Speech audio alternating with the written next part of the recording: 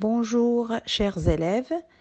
Après avoir effectué toutes les leçons du programme de la 4e période, nous allons consacrer cette séance à la révision d'une leçon de lecture qui porte sur la structure d'une pièce théâtrale, qui rentre dans le cadre de la première séquence, esquisser la structure de la pièce de théâtre à produire.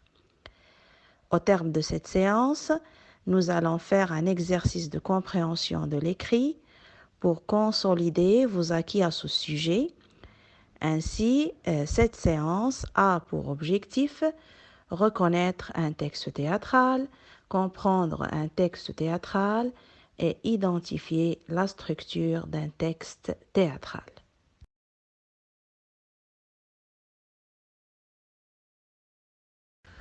On commence par rappeler la structure d'une pièce de théâtre qui est constituée, comme vous savez, d'actes qui eux-mêmes se subdivisent en scènes.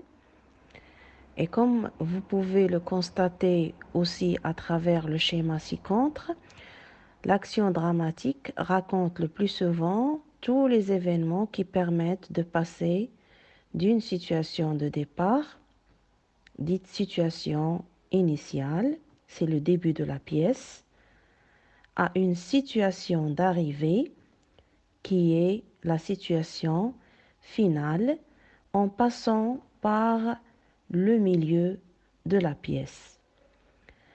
Et tout au long de cette progression, on distingue 4 étapes. L'exposition qui se situe dans la situation initiale au début de la pièce, le nœud et les péripéties qui se situent au milieu de la pièce et le dénouement qui se trouve vers la fin. Il apporte la résolution dans la situation finale.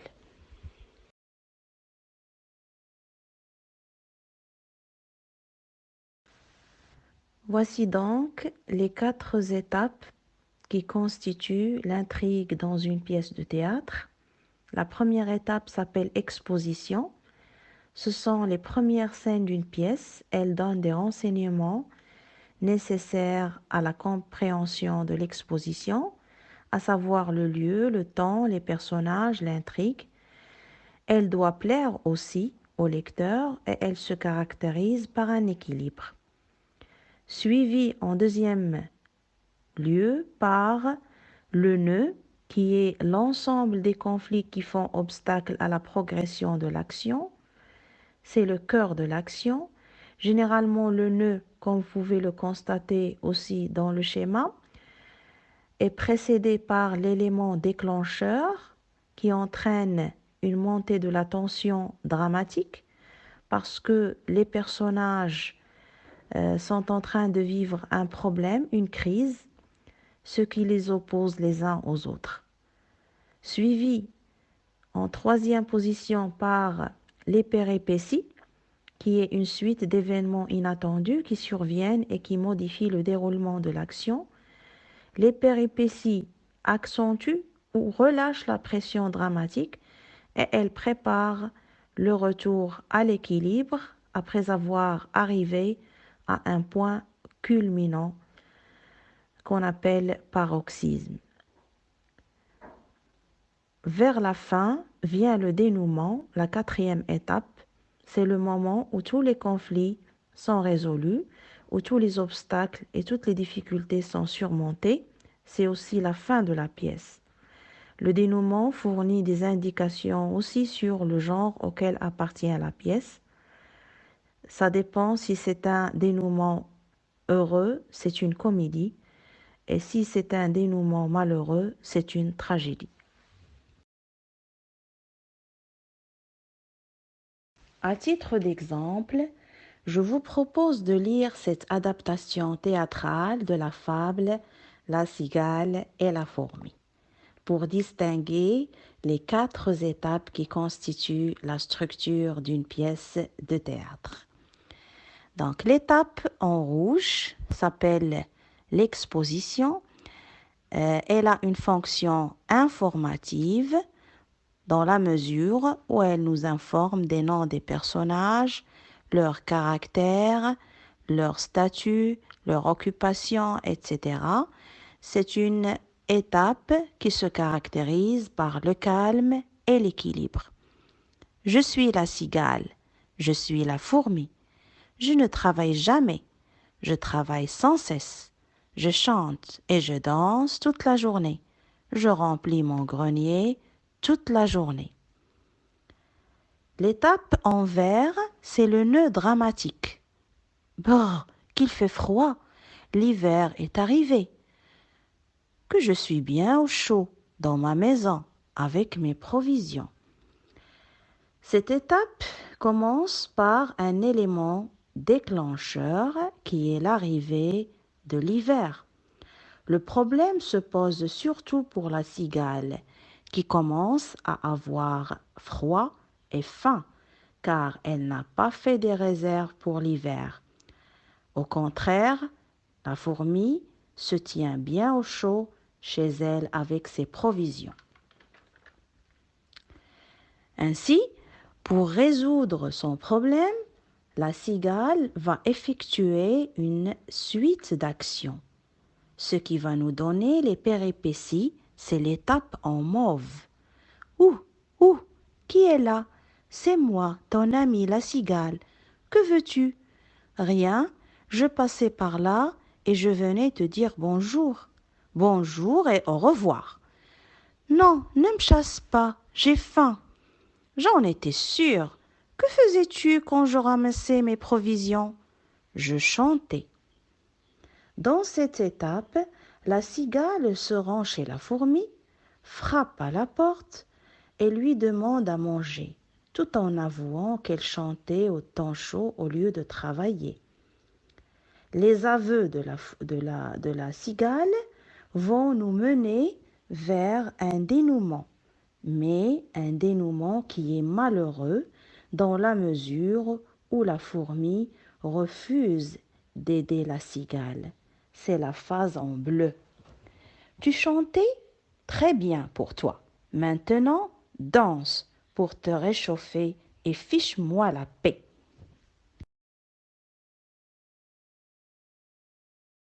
On passe maintenant à notre exercice de compréhension que nous allons entamer par cette présentation qui ressemble à la première d'une couverture.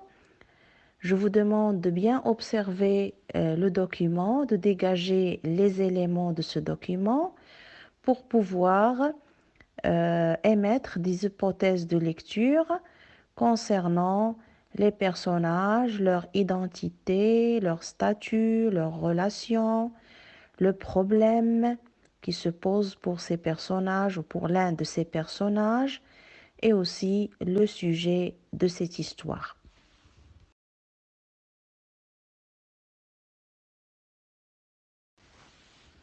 Voici le texte support sur lequel nous allons nous baser pour faire notre exercice de compréhension de l'écrit. Je vous demande de prendre vos cahiers et de lire silencieusement le texte pour pouvoir répondre aux questions de compréhension. On lit le texte. Le magicien grimoire a la tête comme une passoire. Moi, le grand magicien grimoire, je suis connu dans le monde entier. On vient me voir des quatre coins de la terre.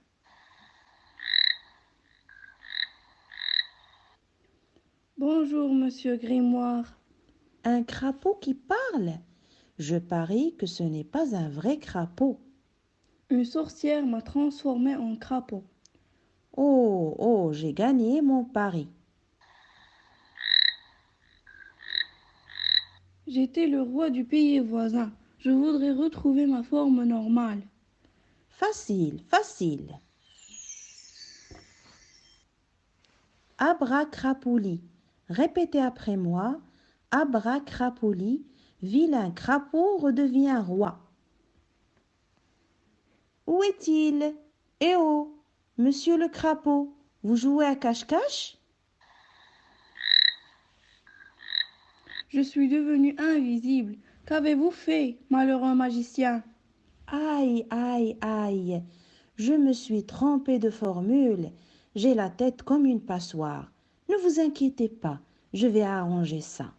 Dépêchez-vous, monsieur Grimoire. Où est-il? Dépêchez-vous, monsieur Grimoire. Voilà, voilà.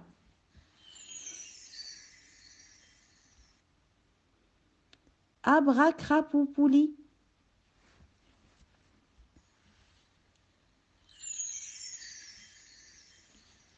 Répétez après moi.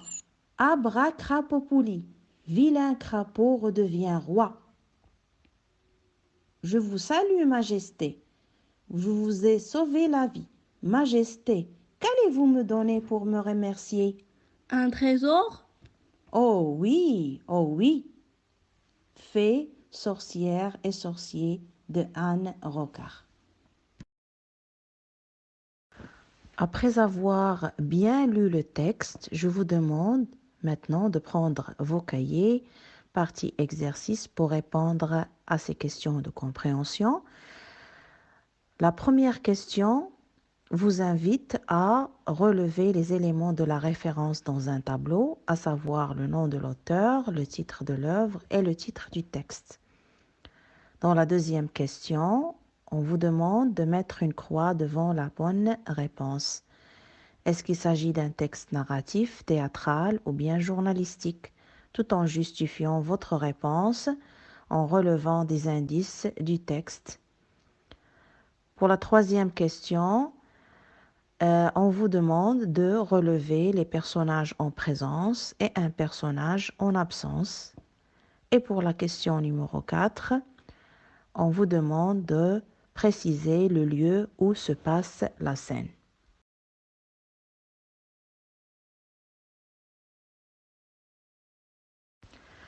Voici la suite des questions de compréhension. Pour la question numéro 5, on vous demande de souligner la bonne réponse, c'est-à-dire choisir entre les expressions A, B et C, celle qui correspond à l'expression avoir la tête comme une passoire. Pour la question numéro 6, on vous demande de répondre par vrai ou faux. Le crapaud est en vérité un prince qui a été transformé par une sorcière. Le roi crapaud est venu demander l'aide au magicien. Le magicien a réussi sa première tentative en utilisant sa baguette et des formules magiques. Comme récompense, le roi donne un trésor au magicien. La question numéro 7 consiste à relever du texte une didascalie qui rend compte d'une action du magicien. Et la dernière question, numéro 8, consiste à compléter le tableau à partir du texte pour dégager sa structure, c'est-à-dire que vous allez délimiter les étapes qui constituent l'intrigue du texte, à savoir l'exposition, le nœud, les péripéties et le dénouement, tout en justifiant votre réponse. Après avoir répondu à toutes vos questions de compréhension, vous pouvez maintenant vérifier vos réponses à travers ce corrigé. Donc, pour la question numéro 1, le nom de l'auteur, c'était Anne Rocard. Le titre de l'œuvre, c'était Fée, sorcière et sorcier. Et le titre du texte, c'était Le magicien grimoire à la tête comme une passoire. En réponse à la question numéro 2, il s'agit d'un texte théâtral puisque le texte est sous forme d'un dialogue et il y a présence de répliques et de didascalie. Tandis que pour les personnages en présence, c'était le roi crapaud et le magicien. Le personnage en absence, c'était la sorcière. Pour la question numéro 4, la scène se passe chez le magicien.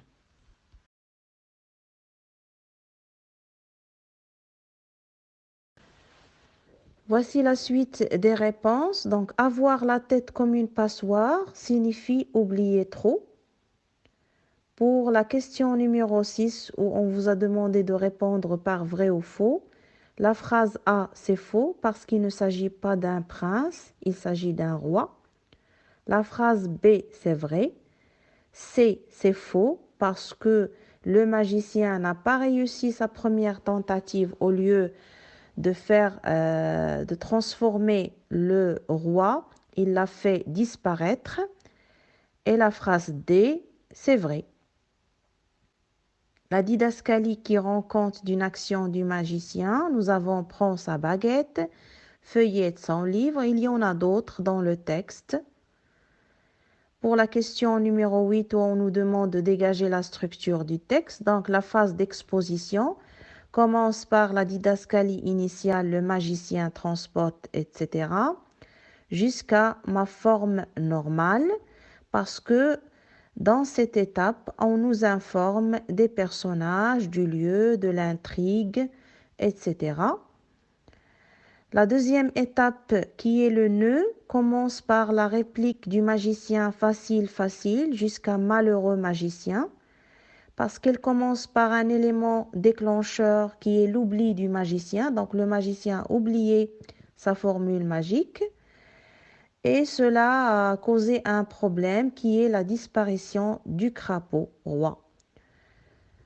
Vient après les péripéties qui commencent par la réplique du magicien, aïe, aïe, aïe, jusqu'à redevient roi, dans la mesure où cette étape contient des actions du magicien pour résoudre le problème. Enfin, le dénouement commence par la didascalie le roi apparaît jusqu'à la fin du texte. Cette étape nous a mené vers la résolution du problème. Le roi n'est plus ensorcelé et a retrouvé sa forme normale.